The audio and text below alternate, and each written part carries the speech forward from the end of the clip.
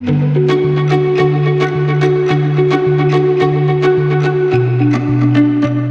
everyone, and welcome to the Jobcast. Today, we are discussing how to get back to work after an employment gap, whether you've been unemployed for 10 weeks or 10 years. I'm excited to introduce our guest speaker today, Jenifer Garey. Jenifer has over 25 years of nonprofit management and public administration experience. As Director of Workforce Development at Goodwill Columbus, she provides strategic and administrative leadership for all workforce training programs and personnel. And that's me, Brandy Warwis. I'm a manager on Indeed's Job Seeker Experience team. We're responsible for creating helpful resources like this Jobcast for our users, like you. Take it away, Jenifer. Hi, everyone. As Brandy noted, my name is Jenifer Garey. I'm with Goodwill Columbus, and I'm excited to be a part of the Jobcast today. The most fulfilling part of my job is probably being able to connect with our clients who are job seekers. And ironically enough, over the course of the last 2 or 3 weeks, I've been a part of mock interviews. And so it's really given me an opportunity to be frontline and hear some great questions and provide some great feedback to our job seekers about how to explain their employment gaps. So I think it's really timely for me to have had that experience and to be able to join you today. So let's talk about our learning objectives. Today, we're going to be talking about your employment gap, formatting your resume around the gap, and then preparing to enter the workforce. An employment gap is any time in which a person is not employed at a job. This period of time can be weeks, months, or even years, depending on the person's situation. People could have had an employment gap for a number of reasons, including going back to school, staying home with children, or even traveling. During the COVID-19 pandemic, more people than ever have lost their jobs as a direct result of the closure requirements that all non-essential employers have faced. This unprecedented time will result in millions of individuals having employment gaps on their resumes. So if you have a gap in employment history on your resume, the first thing to know, and one of the most important things, is you're not alone. According to the Bureau of Labor Statistics, the vast majority of people, 90% in fact, have been unemployed at some point in their working age lives.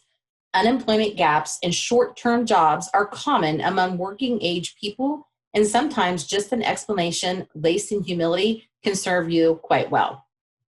Based on Indeed research and interviews with employers, a gap on a resume is not a deal breaker if the candidate is qualified for the role. Life happens, and employers understand that. If you have a gap in your work history, just be prepared to talk about it in an honest yet professional way. Take the time beforehand to work out how you can address the gap in a way that projects confidence and positivity. You want to be truthful without getting into unnecessary detail. A basic template for your answer could be, and state the reason you were unemployed, and then talk about during that time what you did during the gap. The last statement could be, returning to work was top of mind during that period, and I'm ready to do that now. Having a prepared answer will help you feel more confident as you answer the question, but it also means that you're going to exude confidence, and that's going to impress the employer that you're a right fit for a job. So let's take a quick poll. What is your reason for an employment gap? Left to be a caregiver, laid off by your employer, fired from your job, took time off for personal reasons, laid off due to COVID-19, or other reasons? And so it looks like 12% left to be a caregiver, 22% were laid off by your employer, 8% fired from your job, 16% took time off for personal reasons, and 23%, the largest, were laid off due to COVID-19, and 17% had other reasons. I think these are pretty common answers, especially in the time that we're living in with a global pandemic. So let's go ahead and take a look at some other information. So some explanations in terms of your gap in employment. One could be that you left to be a caregiver for either children or aging parents. We have multiple life roles with competing priorities, and now you are making your career a priority. For example, you could say something to the effect of, I spent some time as the primary caregiver in my family. During that time, I was able to be there for my family, but I always knew I wanted to return to work. Now I'm ready to do that. It's very simple, it's very straightforward, but it's also brief. Another high-ranking one was laid off by your employer. So it is important to keep a positive tone. It is common today for organizations to restructure. So for example, one answer could be, my former employer underwent a restructuring that resulted in my position being eliminated. While this was difficult, I left with the confidence that I had developed important skills there and built strong relationships with my managers and colleagues. Sometimes I think the easiest way to describe what we do at Goodwill and how we can help people explain those gaps in employment is by using examples. So Josh is a past client with Goodwill Columbus. He came to us in January of 2020. He had been laid off as a graphic designer, and he talked to our IT team about making a career change. Felt that he wanted to stay in IT, but wanted to do something that would allow him to work remotely and earn a better wage. He enrolled with our A+ credential class, and within 12 weeks had completed the course. As a result, he networked with employers. We used ourselves as references, and we connected with his other employers. We were able to help Josh get a job in Central Ohio with a leading employer, and he doubled his income, and he was able to work remotely to stay home with a young family. So Josh utilized all the resources at his fingertips and maintained a positive attitude, and also took an opportunity to upskill to start a new career. So kudos to Josh. It was wonderful working with him. So maybe you were let go by your employer. So you also could have taken that time to reflect upon how you could grow from the experience. For example, the company and I had different expectations in reflecting on that experience. I realized there are some things I could have done differently. I learned a great deal, and I'm excited about the opportunity to bring that maturity to my next job. So you were provided a very honest answer. You admitted that there had been a difference of expectations, but it was important that you noted a level of self-awareness. And that self-awareness is key in what you're bringing to your next employer. It's also possible to take time off for personal reasons. And during that time, engage in activities that provide opportunities for learning and growth. For example, your answer could be, I was able to take some time off work to focus on myself.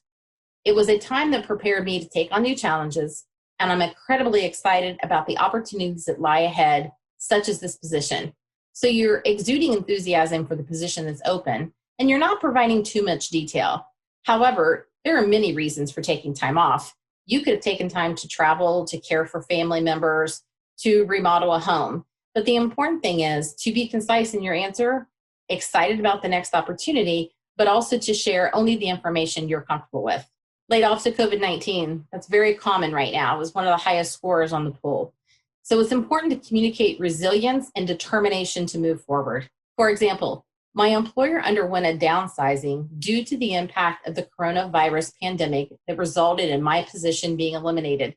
It was difficult, but I left with the confidence that I had developed important skills there and built strong relationships with my managers and colleagues.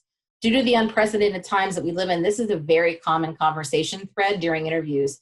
It's a great time to provide a summary of skills that you have been able to acquire over the past years and even in your last position, and then how those can help you move forward in this new position that you're interviewing for. It's also time to really think about maybe a career change. And so we have recently worked with my mom, who had been an executive assistant for 5 years, and really saw the connection between the skills that she had as an executive assistant and maybe something where she would have the opportunity to work remotely in a lead role as a customer service representative. So she took the time to take our work readiness training, work with our career consultants to find the right placement, and she's seeking that balance for herself. As her child is learning remotely at home, she would like the opportunity to be at home and help her child, but also working at the same time. So we're still working with her on finding the right fit, but it was a great time of discovery for her, and we were able to offer her the skills to make that move. In addition to knowing how to explain employment gaps, you should also know where to explain them. Indeed's research showed that employers generally agree that gaps will be discussed during the initial phone screening interview, but some prefer to see the gaps explained beforehand in the resume or cover letter. That way, they may be able to avoid judgment based on unanswered questions about the gaps. Explaining employment gaps in your cover letter and resume also shows recruiters and hiring managers that you are honest and trustworthy, which can help make you stand out from other candidates in the current pool. So let's talk about formatting your resume around an employment gap. Next, you need to determine whether your employment gap needs to be included on your resume. It is not always necessary to include every job you have had on your resume. If you are a professional who has several years of experience and your employment gap occurred early in your career, it may not be necessary in the job that you had before your gap in employment. Generally, you should only include your most recent and most relevant job experiences in the employment section of your resume. Once you determine which jobs you need to include in your resume, you can determine which employment gaps you need to explain. Next, if the gaps in your employment history are only small gaps that occurred in between jobs, you can downplay these gaps by omitting the month and the date of each experience. Instead, simply list the years you were employed in each position. However, this method of downplaying gaps in employment on your resume usually only works well if the length of the gaps are less than a year in length and you worked in each position for a period of more than 1 year. For example, if you were employed in one position from August 2015 through January 2017 and didn't begin your next job until 2017, you can downplay this employment gap by listing the dates of your last or your first job as 2015 to 2017 and subsequently the dates of your next job as 2017 to present. However, while this can help you with the initial consideration round with your resume, you will likely still be asked about specific questions or dates during the interview. So be prepared with an explanation for your gap in a positive manner. Next, you can also try to make employment gaps look less obvious by using a resume style or format, such as the functional resume format. A functional resume format focuses more on your skills and achievements than on your experience. You can include sections in your resume, such as career summary statement and key accomplishments, to help make the positive experiences you have the primary focus of your resume. Then include your employment section toward the end of your resume. If you look at the example on the screen, they do a great job of building that summary, the areas of experience, and then your skills, so that you can move down through the employer and just simply look at the year, but it really promotes your best foot forward by the skills that you've attained, certificates that you've earned, key areas of accomplishment. Again, putting yourself and the skills up front and make them more noticeable. You will usually need to address longer periods of gap in employment more directly in your resume than you need to with small employment gaps. If you have an employment gap that was more than a period of 1 year, then this gap will still need to be obvious on your resume, even with only listing the years or when using a functional resume format. You can overcome this by including what you were doing during your employment gap in your experience section as if it were a job itself. However, you can keep the entry brief so it doesn't distract the person reviewing your resume from more relevant work experience. For example, if you spent 4 years as a stay-at-home parent until your child was ready for preschool, then you can include this time in your experience section like this: full-time parent, Atlanta, Georgia, 2008 through 2011, took time away from professional career to raise young children and manage the household. Again, relaying those organizational skills with a brief period or a brief explanation of the period of time is very helpful. If you can relate the experience you gained during your employment gap into the position you are applying for, then it may be beneficial to include more detailed information in your employment gap entry. You can include specific examples of daily activities and responsibilities you had during your employment gap that are relevant to the duties or responsibilities of the position you're applying for. For example, if you have an employment gap of 2 years because you took time off work to be a full-time caregiver for an elderly relative and you were applying for a position as a nurse, the employment gap entry in your experience section may look a little more like this: full-time caregiver, Fort Lauderdale, Florida, 2017 to 2019, took time away from professional career to act as a full-time caregiver to an elderly relative, assisted relative with daily tasks such as feeding, bathing, dressing, and grooming, administered medications as prescribed 3 times daily, checked vital signs on a regular basis to gauge recovery process. Again, what a great way to fill in the gap and explain what you were doing and relate those skills to the position you're applying for. Your cover letter is a great place to explain significant gaps in employment because it allows you to go into detail about how you used your time unemployed to prepare to return to the workforce. If possible, find a way to highlight how these gaps strengthen you as a candidate. Just like I mentioned earlier, a basic template for this is starting with the reason you were not employed, followed by what you did during the gap. As you might have noticed in my resume, I took a year sabbatical from 2016 to 2017 to travel across Europe and Asia.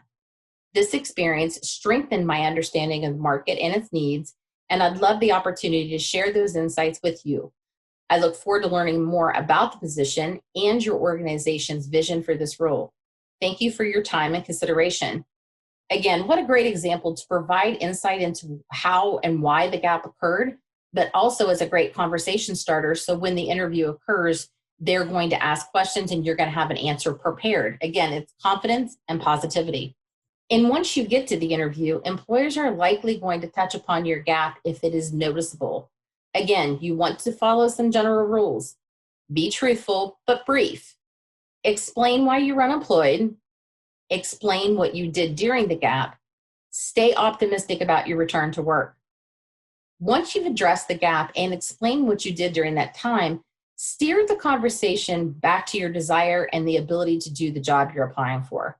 You can do this by asking a question of your interviewer once you've answered their question. Sometimes reasons for time away from work are personal and something you'd prefer to keep quiet. You don't need to go into detail about what caused your employment gap, but you should give specifics on how you spent that time. If the conversation continues in a direction you're not comfortable with, you have the option of saying, I prefer not to go into any more detail. I am very interested in sharing details about my work experience.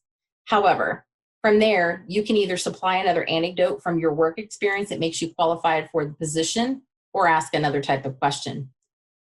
If it goes further and you are uncomfortable, you may consider ending the interview at any time by saying, I'm not comfortable with where or how our conversation is evolving, so this may not be the right fit. Thank you for your time. That gives you a graceful exit, while at the same time being respectful to the employer and hoping that you can steer the conversation back on track at some point. Preparing to re-enter the workforce. The first thing you should do to explain employment gaps on your resume is to try to spend the time you were unemployed preparing yourself for returning to work. You can do this by using the time for professional development, such as earning certificates relevant to your industry, taking continuing education courses, being active in professional associations, and spending time doing volunteer or contract work. Doing this can help you give positive experiences you can use to fill employment gaps when writing your resume. This actually happened to me personally. About 5 years ago, I worked for a program that was federally funded. The program ended, the funding stopped, and I found myself with an employment gap of about 6 months. So I really used the time to do some contract work and volunteer experience to help me build that gap in my resume, to talk about the fundraising events that I chaired, to talk about the marketing committee that I was a chair for at my daughter's school. So those kinds of activities that, again, help you parlay that gap into workable experience for your next position. If you've built a network of professional contacts throughout your career, now is the time to use it. Reach out to people in your network and inquire about open jobs in your field and whether they would be willing to put in a good word for you with the potential employers. That's very important. Going into a job interview with the recommendation from a trusted professional in your field can help increase your chances of being seen in a positive light despite the employment gaps. At Goodwill, we stay in touch with our job seekers from 1 year from the date of employment. So once a month, our career consultants reach out to them either via text, email, or voicemail or phone and talk directly with them about how they're doing. Is it time to upskill? Is it time to look for new opportunities? If you're not currently working, can we help you re-engage with our network to help you find a job? So we constantly work with them on what it means to network for themselves, but we also start with our own team of networking within workforce development to help them in a time of need. Many job applicants ask for professional references who can vouch for your ability to perform the job that you're applying for. If you can list your most recent employer as well as other employers you've previously worked for as references, it will definitely show hiring managers that you still have a good relationship with these employers and did not leave or get laid off for negative reasons. And if the hiring manager calls your recent employer as a reference, The employer can explain to the hiring manager that you were, for example, laid off due to COVID. Our career consultants at Goodwill work with many clients to receive work readiness training and credentialed training for up to 6 months before they are placed in employment.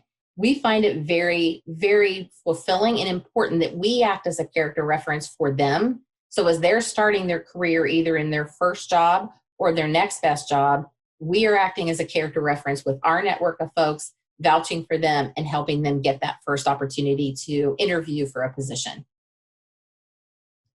While having an employment gap can be challenging when applying for jobs, it's important to remain diligent if you aren't hired for the first jobs you apply for. Remember, employers are also trying to sort out the best steps to take for their business, so sometimes that can affect their hiring timelines. Set a daily or weekly application goal to stay on top of relevant opportunities, and then reward yourself in small, meaningful ways when you've met your goal. Stay patient and positive by taking breaks, practicing self-care, and investing in skill development as you search for your next best job. And of course, if you need more help with the transition or finding work, talk to your local Goodwill Career Center. Goodwills across the country operate independently, but all focus on some type of work readiness and employment opportunity. To find a Goodwill Career Center near you, check out these sites to find out how Goodwill can help. More than happy to talk with you further. Thank you, Jenifer. So before we move into Q&A, I want to introduce my Indeed colleague, Anne-Marie Tucker, who has experience coming back to work after an employment gap. So she's going to be helping to answer your questions. Anne-Marie, do you want to give everyone a little background about you? Sure. Thanks, Brandy. I'm excited to be here and participating with you all. I'm Anne-Marie Tucker. I work for Indeed as Associate Site Lead in our Austin office. I'm also a mom to 4 beautiful children who are now 14, 12, 10, and 8. When they were babies, I had the opportunity to pause my professional career in order to focus on our growing family as a primary caregiver.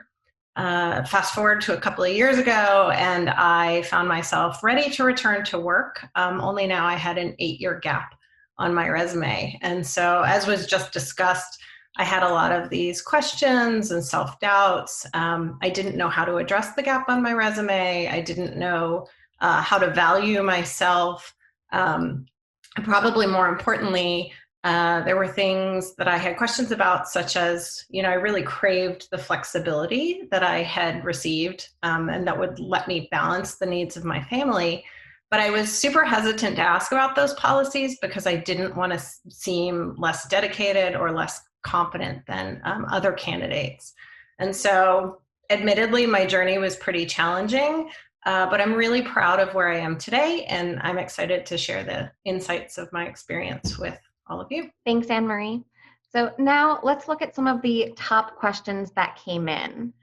So first, should I address employment gaps directly on my resume or leave that for the interview if asked? So we touched a little bit on this during the presentation. If it is a significant enough gap that you can't hide it or make it a little less obvious on your resume by just showing the year, then it probably is helpful to address it in your resume or cover letter, just so that employers aren't, just trying to guess at what was happening during that time. Okay, so the next one, how to explain a gap due to mental illness. Jenifer, have you worked with any job seekers that have that? We have. We talked about a couple of those instances just this past week. And so what we were very open with is that it was a period of time where I had to seek treatment for, in most cases, again, I go back to the adage, I should have started with, I apologize, share what information you're comfortable with. I think you can address it very honestly and let them know that you had to take some time off to seek treatment. And if you wish to share that it was mental health related, you can leave it at treatment, and that you are now ready to go back to the workforce. You're feeling stronger than ever, and you're ready to go. And I think that, again, it's only sharing what you're comfortable with. Thanks, Jenifer. The next one here is, how do you explain a gap from COVID-19 for over 5 months? And as the poll showed, that's a situation a lot of you are dealing with, our gap caused by the pandemic. And I think in general, everyone's going through this pandemic together. And so any explanation you give about, if your company downsized during the time or your industry took a hit, I think it'll be well understood by the employer since they are seeing the current economy and the situation as well. Jenifer, Anne-Marie, have anything to add? We have a lot of people who are applying for a few open positions that we have. And again, they're just being very honest about, I was laid off due to COVID-19. During the interview, anytime that you can offer the name and number of your past employer as a reference that they could call immediately, that speaks volumes to your integrity. And I think that would eliminate any concern that they would have over the elongated period of time. Definitely. How do you know if an employment gap is causing you to not get an interview? Yeah, I think this one's an interesting question because there's really no great way to know if it's causing you to not get an interview. One of the things that I did try to do is when I had the opportunity to talk to recruiters, if there wasn't a good fit, I often solicited feedback for why to get an understanding if it was related to my gap, and so that I could make adjustments to my resume specifically that would help explain where they had doubt. You have to rely on getting those at least initial phone screens to be able to get that kind of feedback, but definitely ask for it so you can see how you can make the adjustments. That's great advice. Thanks. Our next question, I was told that resume scanning software will eliminate you as a candidate if you have a gap that's more than 1 year. So should we list the gap as a job entry, for instance, sabbatical with an explanation, so that we don't get eliminated? To reiterate what Jenifer said during the presentation, that, if what you were doing during that time can, very clearly be put into, expressing how that experience improved you as a candidate for the position, then I would say definitely put it on your resume.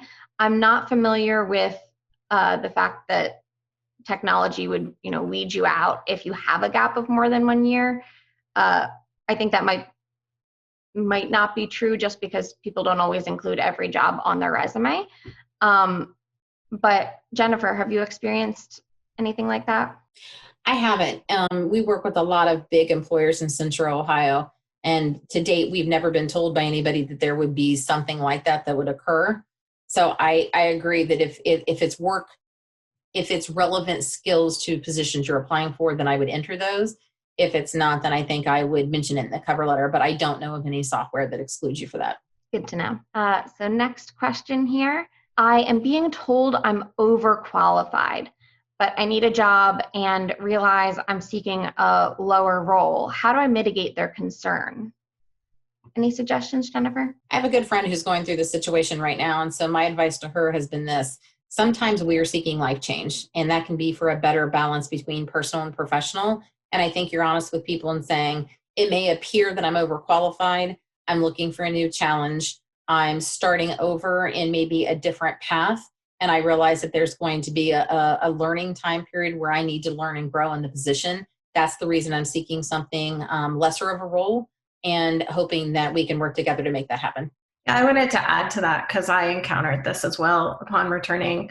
And I think that framing what you hope to get out of the specific role that you're applying for, so focusing on the positive elements of how you can develop in that role, even though that it may be lower, you may be overqualified for it, that helps them to understand your commitment to that specific role.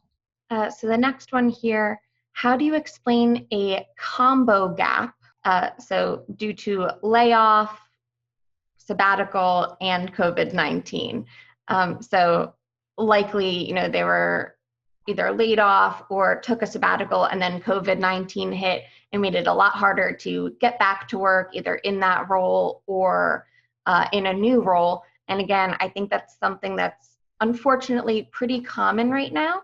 And I would reiterate the advice of just being honest about what caused the gap, why you couldn't get back to work on the schedule that you had planned.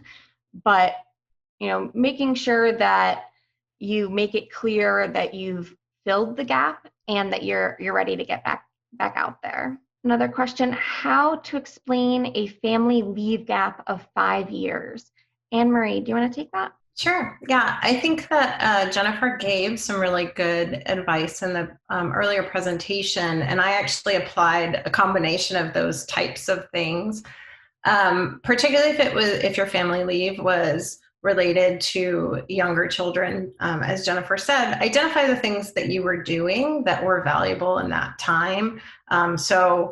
Similarly, I did a lot of volunteer work with my children's schools and was able to highlight those things that I were doing that were directly related to the fact that I had taken leave, but also showed that I was, helping in our community and things like that, showed demonstrable skills that contributed to my resume outside of the gap. The next question here is, how can I explain a gap due to chronic health issues?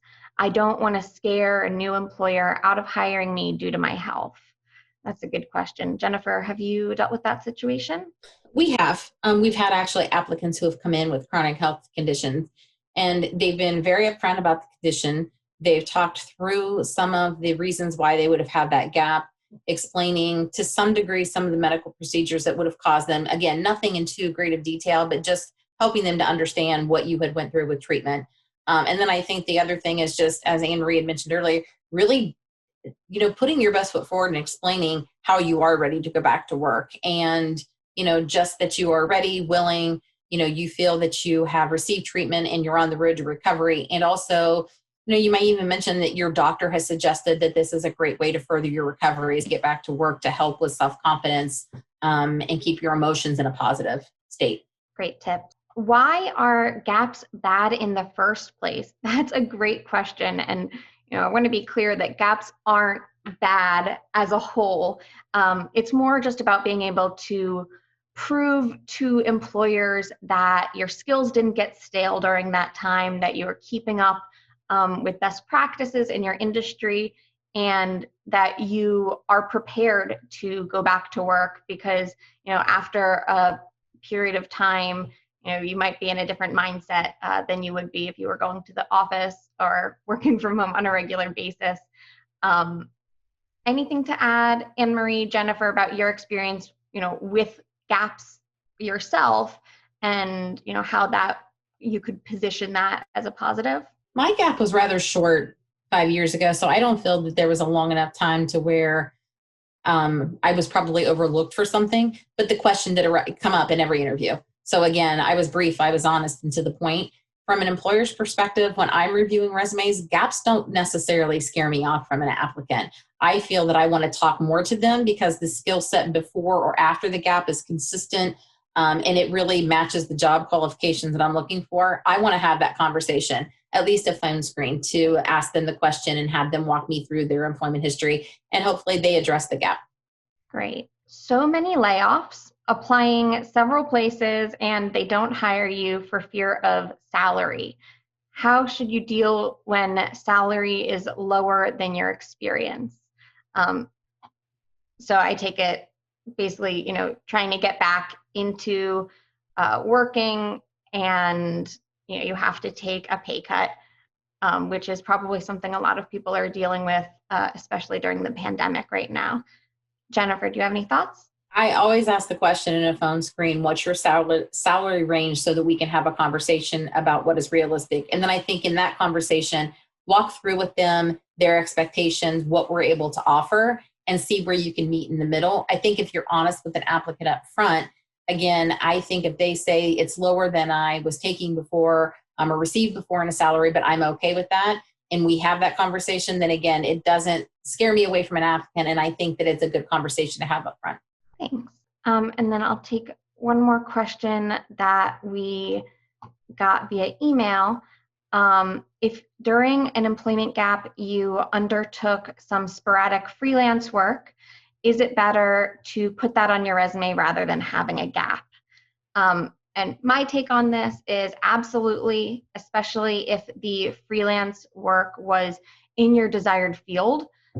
It just shows that you are still using those skills and building your expertise and experience during that time. And it can probably help you during the interview, tell your story a little bit better to include that as well. Anything to add, Jenifer, Anne-Marie? Yeah, I just wanted to agree wholeheartedly. I'm a big proponent of contract opportunities helping you to re-enter. I actually re-entered the workforce via a contract opportunity.